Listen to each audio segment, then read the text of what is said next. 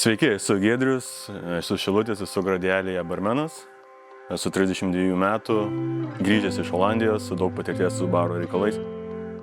Nusiunčiau prašymą Gradelį, po poros valandų gavau skambutį, kad nori susitikti ir taip ir atsiradau nuo tos dienos su Gradelį.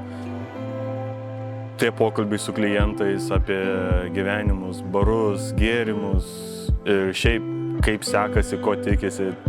Vien tas bendravimas mane didžia dalis traukia. Ir tiesiog tas smagu, kad aš galiu ką išmokau užsienį atvežti čia, į šitą kompaniją. Ir tas labai traukia. O šiaip visur bandau įsiterpti po biškį, kas eina su baru, kaip treniruoti barmenus, kaip bendrauti su klientais. Kas pasakyčiau labiausiai padeda nuo streso, tai yra gera komanda, tas geras susižaidimas. Bet tasai bendravimas, juokavimas, turim tokią komandą, kad laisvom dienom, kada turim ramią vakarą, ramą dieną, mes galim pajuokauti, bet jeigu atsiranda užimtumas, mes įjungiam 6 pavarą ir visi pradedam dirbti kaip komanda, bendraujam, sakom kas kur kaip.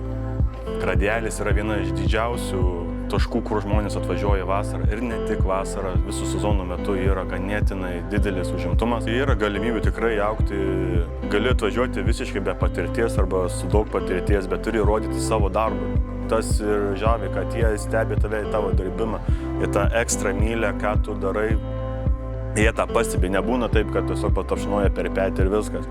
Vienas dalykas yra, kad Gradelis yra vienas iš didžiausių Palangoje, tad čia yra labai daug barų, kuriuose reikia skirtingų įgūdžių.